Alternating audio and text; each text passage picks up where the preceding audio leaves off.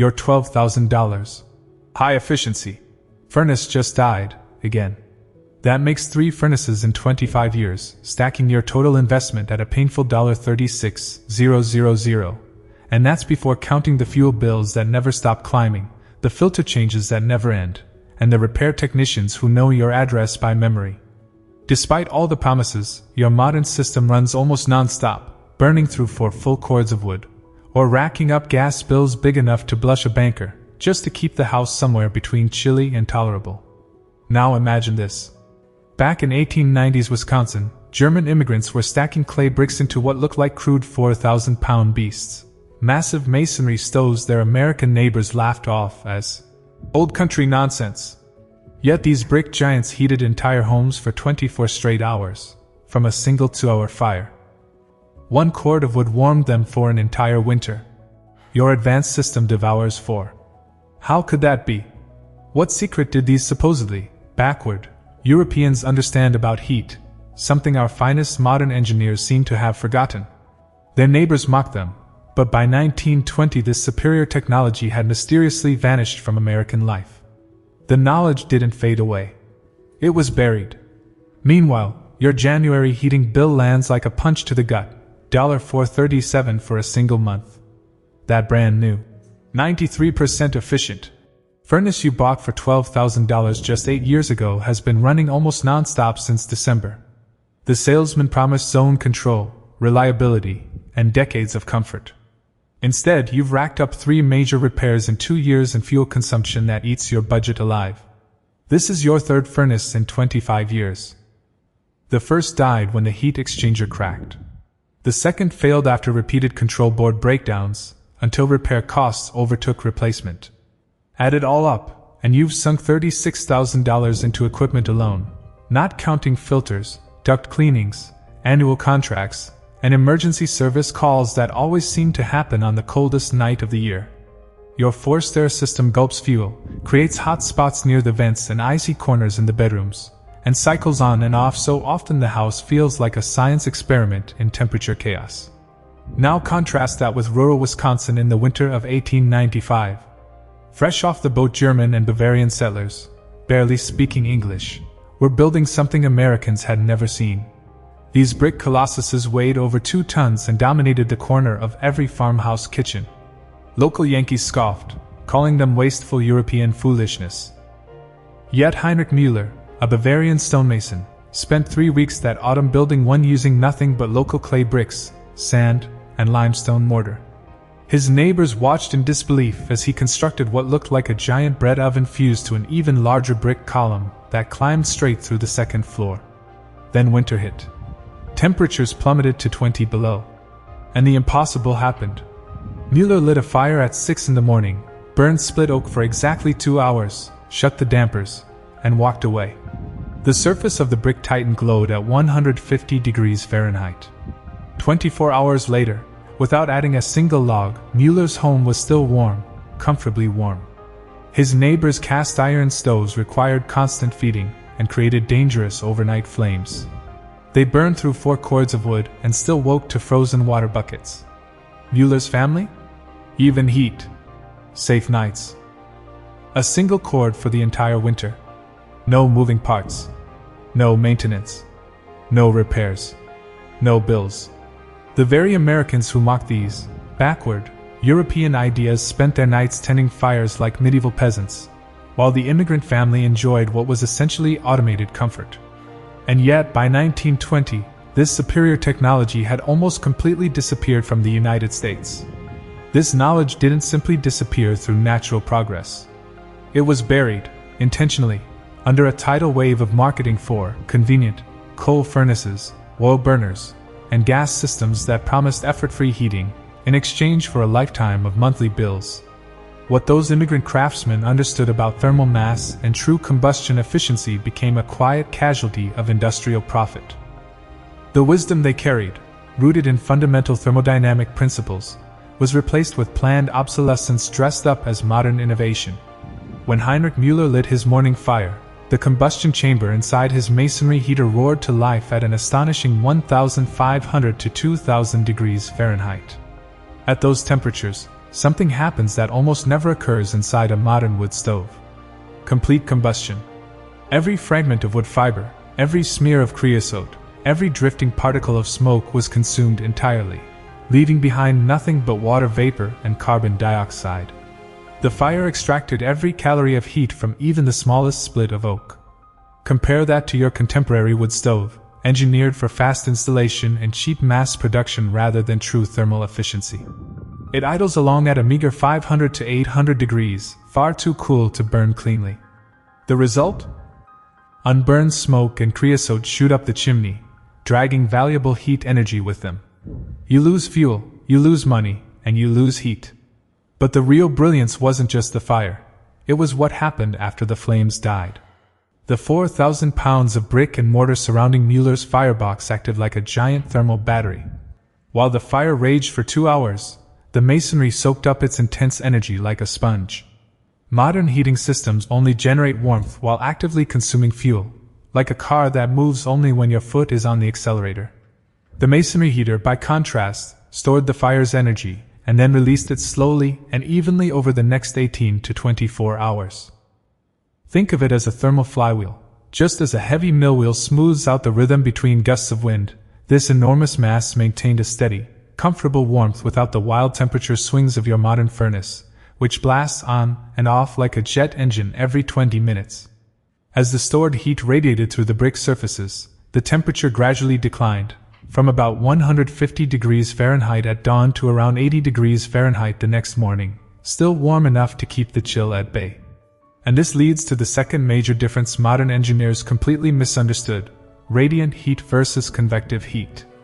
Your forced air furnace heats air, and air immediately rises to the ceiling, where it does absolutely nothing for you. Hot air forms layers, stratifying the room so your head overheats while your feet freeze. You crank the thermostat to 74 degrees Fahrenheit just to feel comfortable at ankle height, wasting energy on air that drifts uselessly above you.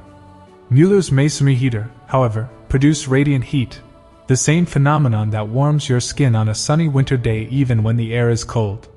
Radiant energy travels in straight lines, heating objects, walls, and people directly without bothering with the air in between. A room kept at 68 degrees Fahrenheit with radiant heat feels as comfortable as a 72 degrees Fahrenheit forced air room because your body absorbs the energy directly. It warms you to the core, deep, even, penetrating warmth, rather than swirling hot air around your skin. A masonry heater didn't just warm a room, it created true thermal harmony. Radiant heat doesn't stratify like hot air, so temperatures stayed even from floor to ceiling. No cold feet. No overheated head. No fiddling with thermostats. No wasted energy heating air that immediately floats out of the comfort zone. This core understanding of thermal physics allowed immigrant craftsmen to heat entire homes with 1/4 of the fuel consumed by today's high-efficiency systems, while delivering comfort that lasted all day and all night. They worked with the laws of heat transfer, not against them, and they did it without fans, ducts, pumps, or the maze of mechanical parts engineered today to fail and demand costly replacements. Behind Mueller's plain brick facade was a masterpiece of hidden engineering. What looked like a crude pile of masonry was, in truth, an intricately designed thermal machine, one that would astonish modern combustion engineers if they bothered to study it. Every brick, every angle, every internal dimension followed calculations honed through centuries of alpine winters, where a failed heating system wasn't an inconvenience. It was a death sentence. At the core was the firebox, lined with dense refractory brick capable of surviving temperatures above 2,000 degrees Fahrenheit without warping or cracking. These weren't ordinary construction bricks. They were specialized clay composites fired so intensely they became harder than many steels. The firebox dimensions reflected ratios perfected by European guild masters. Height, width, and depth weren't arbitrary. They created ideal air mixing patterns that allowed wood gases and smoke to burn completely. But the true genius came in the secondary combustion chambers positioned above the main firebox. As wood burned below, hot gases and smoke rose upward. At precisely engineered points, fresh oxygen entered through small, strategically placed air intakes. This initiated the second burn, a controlled, superhot combustion stage that consumed the smoke itself, unlocking energy that your modern stove simply wastes as chimney soot and creosote. Your stove burns wood once. Mueller's system burned wood twice. And it extracted nearly every calorie of available heat. From there, the superheated gases entered a winding stone labyrinth, the dividing line between amateur heating and masterful thermal architecture. Instead of rushing straight up a chimney, those gases traveled through 15 to 20 feet of internal channels carved through the heater's massive interior. This maze forced the gases to surrender their heat into the surrounding masonry at every turn. The result: gases entered at nearly 2,000 degrees Fahrenheit and exited the chimney below 300 degrees Fahrenheit. Almost all of their energy had been captured by the brick. Modern stoves, by contrast, let those gases escape immediately, like tossing dollar bills out a moving car window. The heater's thermal flywheel came from careful material selection. The inner core used dense firebrick that absorbed heat rapidly during the burn. The outer layers used lighter brick with slower heat transfer, creating a cascading thermal gradient that stored energy deep within the structure and released it gradually over 18 to 24 hours. The smartest installations weren't just heaters. They were multifunction household engines. Baking ovens were built directly into the brick mass, using leftover heat after the main burn. Kachelofen, heated sleeping benches from old German tradition, provided warm surfaces for family members through the coldest nights. Some designs even incorporated water heating coils for washing and cooking, all powered by the same 2-hour fire. Modern heating engineers, by contrast, split these functions across separate appliances, each with its own energy cost, maintenance burden, and inevitable breakdown schedule designed to maximize replacement revenue. But the old-world masons understood systems integration long before the term ever existed. One fire, one system, one source of comfort for the entire household. Heating, cooking, hot water, warm beds, all from a single morning fire. Owning a masonry heater required skill, a subtle understanding of timing, airflow, and the rhythms of nature that modern homeowners have forgotten. Mueller and his fellow immigrants knew that superior technology demanded superior knowledge. They couldn't simply flip a switch or nudge a thermostat. Heating wasn't passive, it was a practiced discipline, a partnership between human instinct and the forces of nature. Over time, immigrant families developed a deep, intuitive relationship with fire, fuel, and weather patterns. Heating a home became less about consumption and more about craftsmanship. A successful winter fire began nearly a year before the first frost. In the heat of summer, Mueller spent long afternoons splitting oak with exacting precision. He didn't toss random chunks into a pile the way modern wood burners do. Each piece measured 18 inches long, split consistently to a thickness of 3 to 5 inches. Anything larger burned too slowly, lowering combustion temperature. Anything smaller burned too fast, creating wasteful heat spikes that shot energy straight up the chimney. Wood species were chosen with the same deliberation. Dense hardwoods, oak, maple, were reserved for deep winter nights when the masonry mass needed maximum heat storage. Lighter woods, pine, poplar, burned hotter and quicker, ideal for morning fires or mild spells when the goal was to warm the bricks, not saturate them. Mueller knew precisely how each species behaved inside his combustion chamber. He adjusted his firing technique like a craftsman tuning an instrument. Moisture content separated masters from amateurs. Perfectly seasoned wood held 15 to 20% moisture, achieved only through a year's preparation and careful stacking. Most modern burners use wood at 25% moisture or more, then wonder why their fires smoke, sputter, and churn out creosote. Mueller's season-ahead drying method produced fuel that ignited instantly, burned cleanly, and reached temperatures necessary for complete combustion.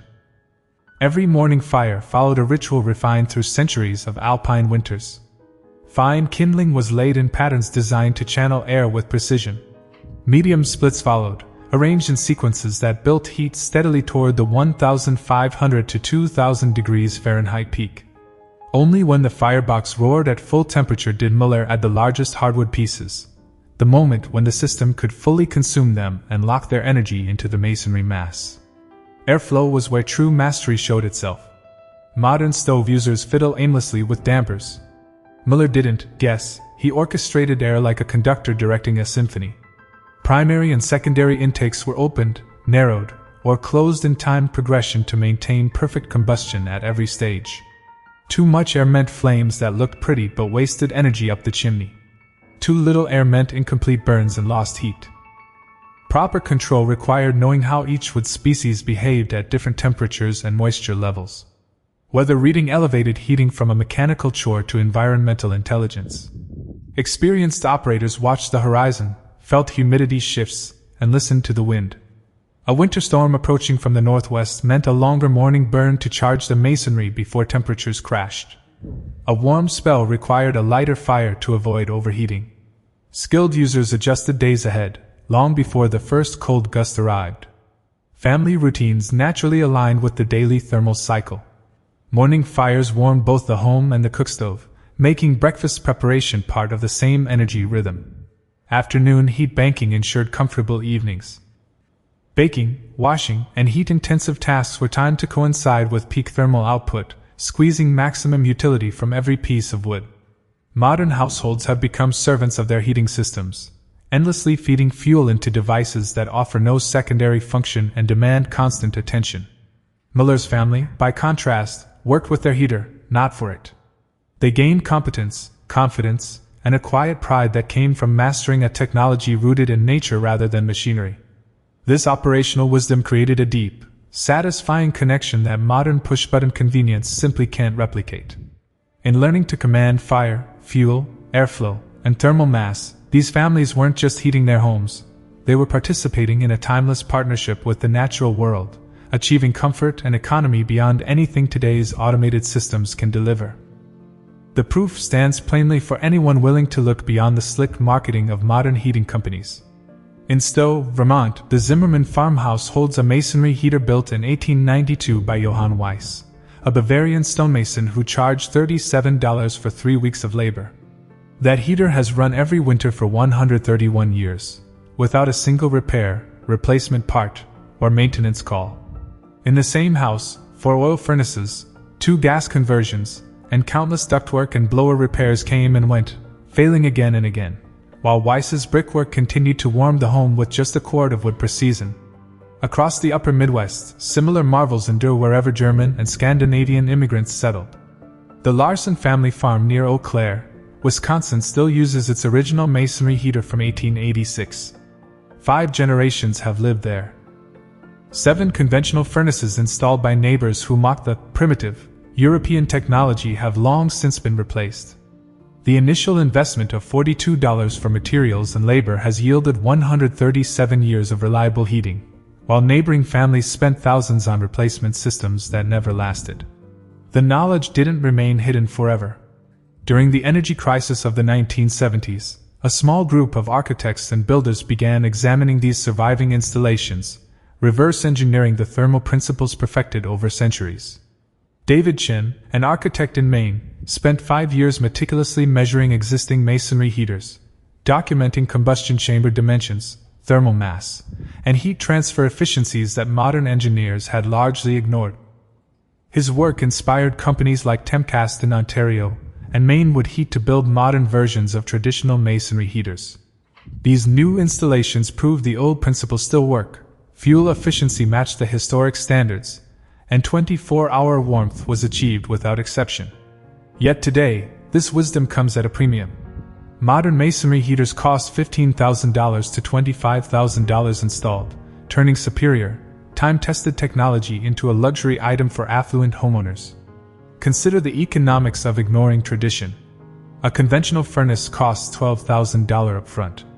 Replace it every 20 years, and you're spending 2 more $12,000 units plus inflation adjustments over a 50-year horizon. Add fuel bills, maintenance, filter changes, duct cleaning, and emergency repairs, and the total approaches $80,000 for mediocre, inconsistent heat. A masonry heater, by contrast, costs $20,000 installed today, runs maintenance-free for a century, and consumes 1/4 of the fuel of conventional systems. No repairs. No replacement. No service contracts. The total 50-year cost, including fuel, comes to less than $30,000, delivering superior warmth and reliability that your grandchildren will inherit. The lesson goes far beyond dollars. It's a philosophy. Immigrant masons built systems to outlast their builders, to serve multiple generations, and to improve with age as thermal mass, seasoned, and performance optimized. Modern manufacturers design systems to fail within a single generation, creating perpetual revenue streams from planned obsolescence disguised as progress. We traded permanence for convenience, competence for marketing promises, and wisdom for instant gratification. The masonry heaters stand as monuments to a different engineering philosophy: function over profit, durability over disposability, and mastery of natural thermal laws over clever salesmanship. They are a reminder that true technology solves problems permanently instead of manufacturing dependency, and that some old-world solutions remain superior to modern convenience in every measurable way.